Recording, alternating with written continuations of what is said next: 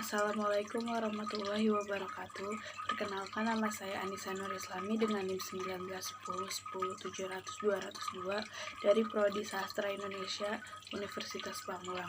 Di sini saya akan membuat video UAS pengajaran bahasa. Assalamualaikum, halo teman-teman. Apa kabar semuanya?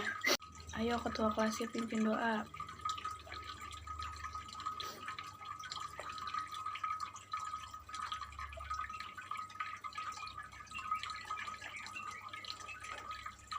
Baik, sebelum kita memulai pelajaran hari ini, Ibu akan mengabsen dulu ya. Yang hadir bilang hadir ya. Asif, hadir. Kalisa, hadir. Dwi, hadir. Ferdi, mana Ferdi? Oh ya, hadir. Putri, oke, hadir. Tari mana Tari? Oke, hadir. Oke, hadir semua ya. Sekarang Ibu mau tanya, ada yang masih ingat pelajaran minggu lalu nggak? Ayo, siapa yang masih ingat? Iya, kamu Putri. Apa pembahasan minggu lalu? Ya, betul, tentang puisi.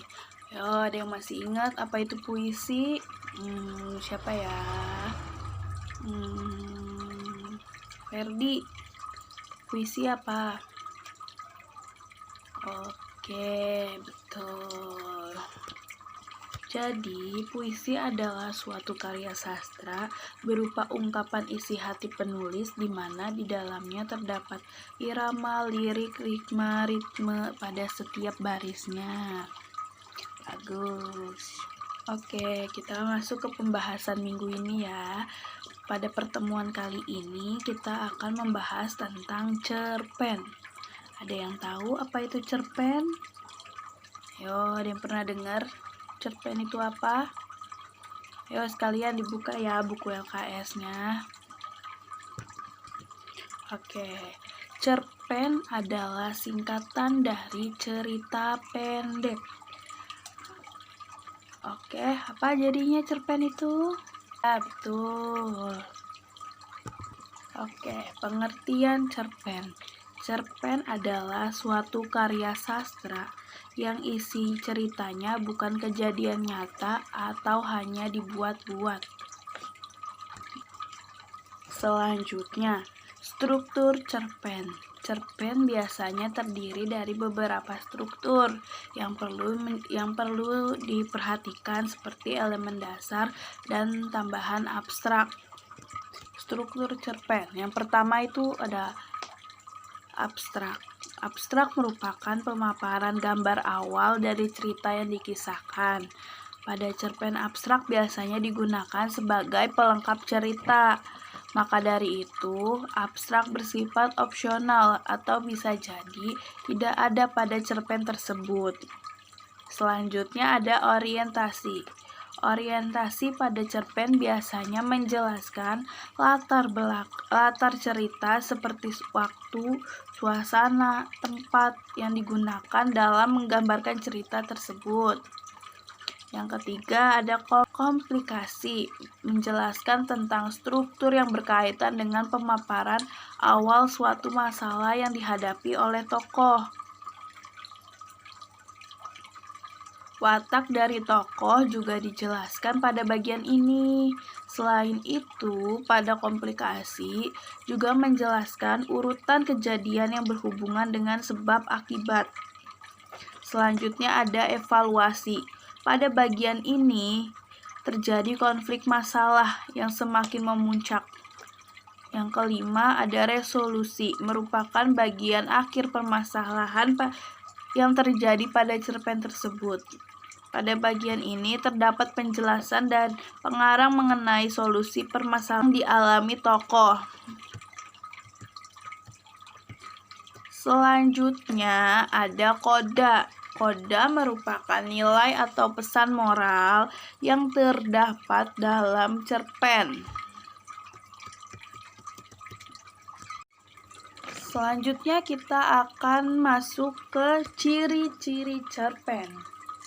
Ciri-ciri cerpen itu yang pertama, pada umumnya cerpen bersifat fiktif atau berupa karangan dari penulis.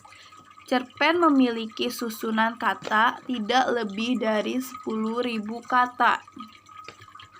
Saat membaca cerpen, biasanya selesai dalam 1 kali duduk. Cerpen memiliki bentuk cerita yang sangat singkat. Cerpen memiliki diksi dan pemilihan kata yang tidak rumit. Selanjutnya, cerpen hanya memiliki 1 alur. Selanjutnya ada kisah pada cerpen biasanya diambil dari kehidupan sehari-hari.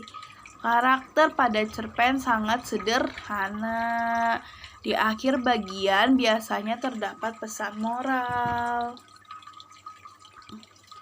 Sampai sini paham? Atau ada yang mau ditanyakan tentang cerpen? Oke, kita lanjut ya.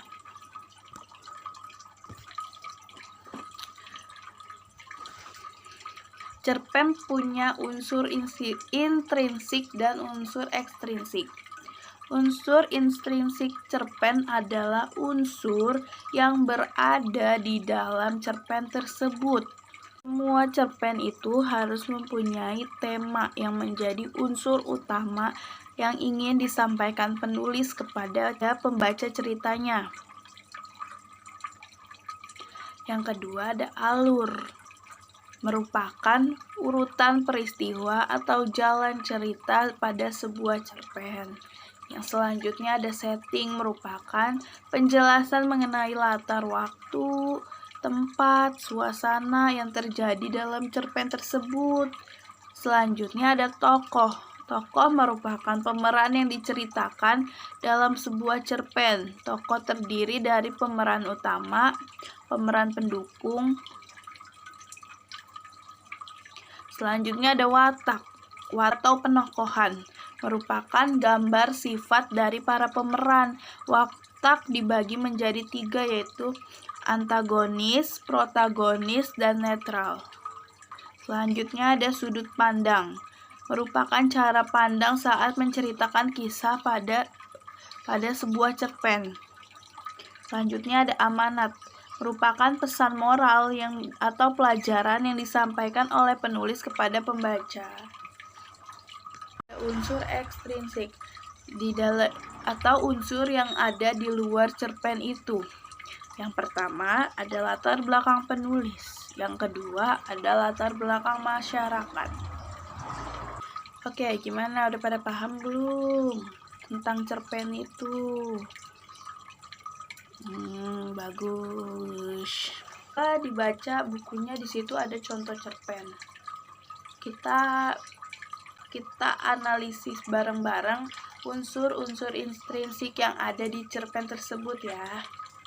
Oke. Kalau yang sudah boleh dikumpulkan.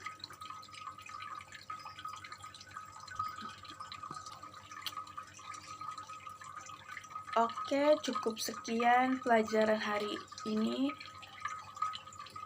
Semoga menjadi manfaat untuk kalian dan semoga ilmunya bisa diterima oleh kalian ya. Kurang lebihnya mohon maaf. Assalamualaikum warahmatullahi wabarakatuh.